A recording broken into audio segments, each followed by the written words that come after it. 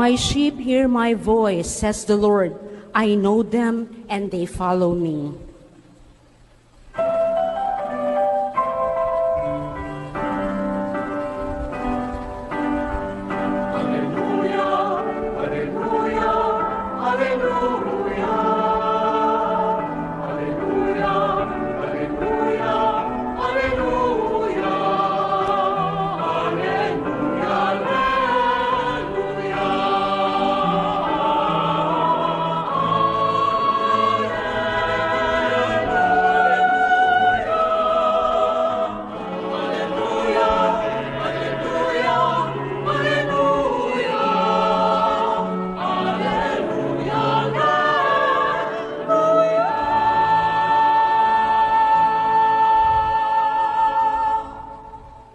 The Lord be with you. And with your spirit. A reading from the Holy Gospel according to Mark. Glory to you, O Lord. The apostles returned to Jesus and reported to him all that they had done and what they had taught. He said to them, "Come by yourselves to an out-of-the-way place and rest a little." People were coming and going in great numbers, making it impossible for them to so much as eat. So Jesus and the apostles went off in the boat by themselves to a deserted place. People saw them leaving, and many got to know about it. People from all the towns hastened on foot to the place, arriving ahead of them. Upon disembarking, Jesus saw a vast crowd.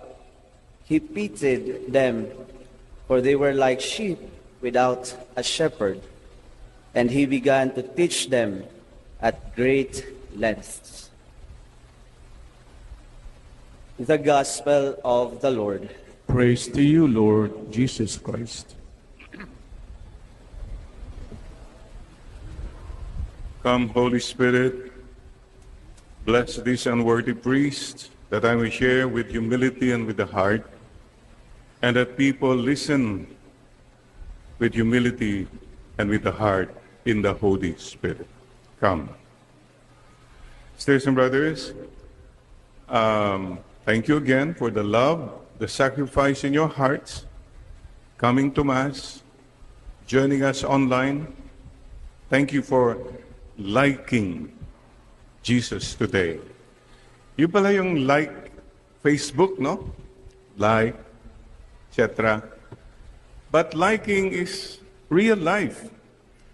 So now na, pakisabi natin yung like natin. Husband and wife, magkatabi, magtingin nga kayo ang You Now Online. Pakisabi mo nga yung, alam mong like ko sa'yo nung una pa lang kitang nakita. Sige, magkwentuhan nga kayo, what I liked about you. O kayo magkaibigan. Sabi mo naman yung, why I like you. Alam mo, I like you kasi ganito ka. O ngayon lang magkikita, baka mayroong, I like your shoes, I like your hair. Sige na, say something. This is a like moment for all of us. O mga kapwa pare, that's so like. I like your, boy, there's so much to like. Please focus on liking, not disliking. Napakadali kasi yung mag-dislike, thumbs down. And liking starts with the most simple things, you know? Could be the looks. Tignan mo nga si husband mo, siya pa rin ba yan, yung looks niya? Pero like mo pa rin siya. Or maybe your life situation, okay to. Kasama ko sa hirap at ginhawa, mayroon siyang possibilities. Wow, my future ako. Could be like that. Or it could be because of a character. Ugali. And I think that's the bottom line. In the end, yung pong ugali ng tao that will really matter. Oh, Mrs., sabihin mo kaya sa kanya, hindi na kita like kasi love na kita. Yun. Kahit hindi na kita like, pero love pa rin kita. Then you're talking now what's really important. Naku nag-akapan si, ayan, kahit maputi na, kahit wala ng buhok, mahal pa rin kita. Pwede bang tumayo kayo dito? Lucy, and yan, no? Yan ang true love. Talagang love na. Ngayon po mga kapatid, see, today, the Lord, I was reading the gospel, and I was, well, ang daming anggulo ng gospel, but why do I like Jesus? Ang dami na dyan. Famous siya, magaling siya, son of God siya, etc. But when you focus on the character of Jesus in this gospel, three things become clear. I like his character. Number one, he was a man of prayer. He was busy. He was famous. But he knew how to pray. I respect people who know how to pray. Ang dami dyan, magaling magsalita, maraming connect, famous ka, mayaman ka. But the bottom line for me is, are you a man? Are you a woman of prayer? Sa akin po yan ang pinakamalalim na karakter ng isang tao. Marunong magdasal, marunong makinig sa Diyos, marunong matakot sa Diyos, then you're a man of character, a woman of character. Alam po nyo, hindi mo malalaman daw talaga ang karakter ng isang tao. Mayroon nga pong kwento, father and son were walking, sabi ng anak, Dad, did you hear that in some countries, the husband will not know who his wife is until they get married? Meron po mga ganun, no? Ang sabi ng husband, no, my son, not only in some countries, everywhere, the husband will not know hanggang kinasal na sila. Because the real character comes out already. Sisters and brothers, today the Lord tells us, imagine, busy sila. What did Jesus tell his disciples? Come, alik kayo, let's rest a while and pray. Iwanan muna natin the crowd. For a person to be able to do that, sa akin po, that's a man, a woman of character. When you can say to the world, no, my appointment now is my appointment with God. I can leave everything because I have to connect with my God. Be men and women of prayer. Sisters and brothers, you know, if a person knows how to pray, hindi po siya nagiging mayabang. Hindi po siya mababaw. Hindi po siya masungit at nananakit. Because mayroon siyang Diyos who is bigger than him, than her. Jesus was a man of prayer. Number two, Jesus had a compassionate heart. The gospel says his heart was moved with pity because they were like sheep without a shepherd. Mark chapter 6, 34. Hindi lang po magaling, hindi lang po kung ano-ano, pero ang tao pong marunong maawa sa kapwa-tao. As a man, a woman with character. Napakadali po kasing sabi, ay wala, dapat wala yan. Hindi, dapat kaawaan yan. It's so easy to rationalize and say, para hindi tayo ma-disturb. But still, the challenge for all of us is to go the extra mile. Yung extra mile po, yung hindi na dapat pero nandiyan pa, di sige. and to give that extra smile. Ang hirap ng ngumiti pero ngingiti ka pa rin. Then you have compassion. Sisters and brothers, remember, I don't know who said it, marami akong nakalimutan na kasi lumaki kami sa farm kaya hindi ko maalala. But somebody said, people don't care how much you know as long as they know how much you care. I keep telling, stop being impressive. Mas maganda po yung expressive. Ang buong buhay mo, nagpa-impress ka lang ng nagpa-impress. Nabilib mga tao sa'yo, mayaman ka, sikat ka, matalino ka, etc. But were you expressive of saying to people, hey, I care for you. Hey, you're doing good. Like right now, pakisabi mo nga uli sa katabi mo, you know, I like you. I like your, come on, express your like once more. I like you when you smile. I like you when you sleep. Very expressive. Focus on being expressive, not so much on being impressive.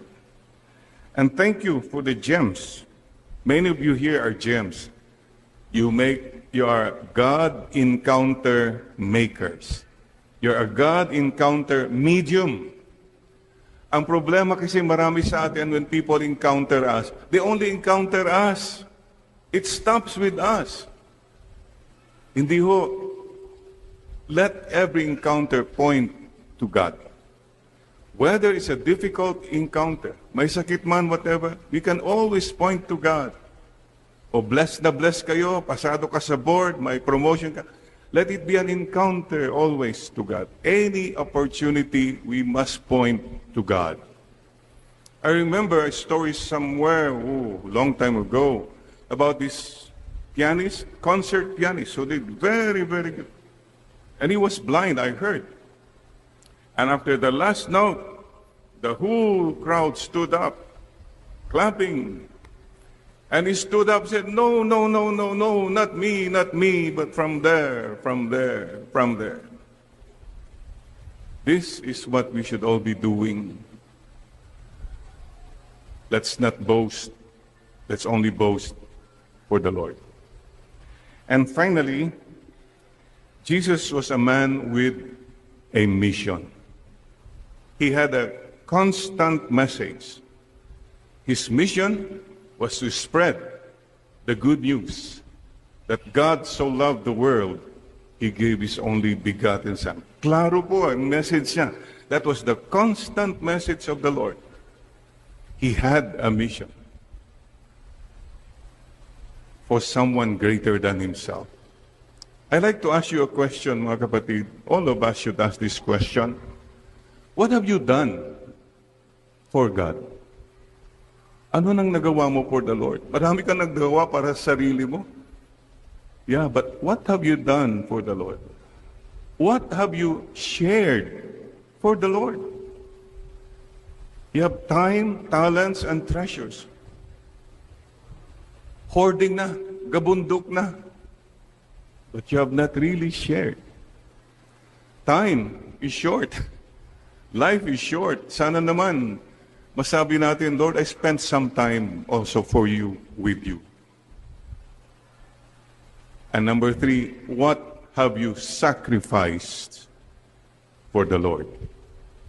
These are questions we have to continue to ask, especially when we see the Lord Jesus, who had a mission. Ang focus niya, mission. How about you and us? Focus natin, commission. Buong buhay natin, commission. Or, buong buhay mo, mga intermission, mga luho, mga bisyo mo. It's all about you. Sisters and brothers, you and I have a mission. If you do a mission for someone greater than you, your life is meaningful. Mahirap, but meaningful. And finally, I'd like to say, do you like Jesus? Maybe some of us will say, no, I don't like Jesus. I even love Jesus. Okay. If you like Jesus, then be like Jesus. Kung sinasabi mong gustong-gusto mo si Lord, be like Him. Be a man with prayer. Be a man with compassion. Be a man with a mission. The biggest gratitude we can give to the Lord is to imitate Him and be like Him. And speaking of who showed me who Jesus was, I can only go back to my parents.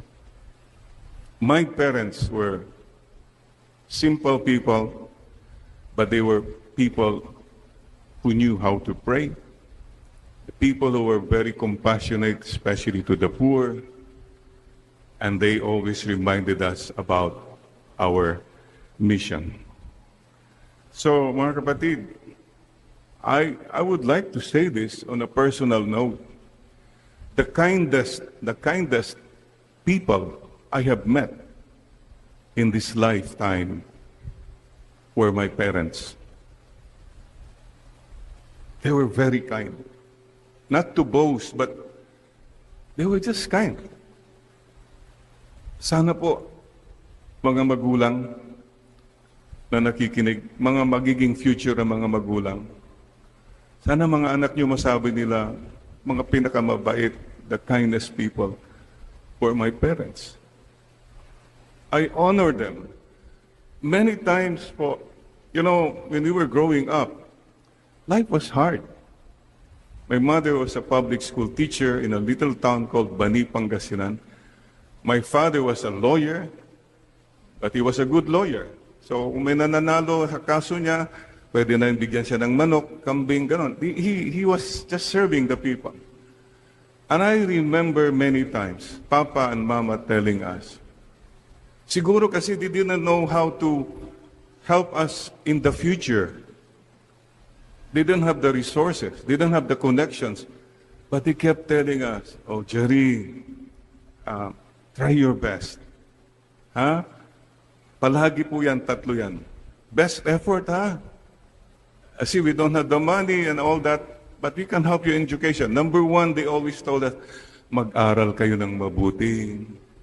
Agadal kayo nga nalaing, ha? Manaral kayong gusto. Number two, they kept telling us, agsingsingpat kayo. Be good. Just be good. Paulit-ulit po yun. And number three, Papa and Mama always told us, agluhalo kayo, you pray. Just pray. They were Jesus to me. They didn't give me material things, but they gave me hope. They gave me the value of prayer, the value of being good, and the value of having a mission to live meaningful lives. Let's remember our parents, sisters, and brothers today. And let's all tell the Lord today, yes, Lord, I like you, Lord. Help me to become like you more and more.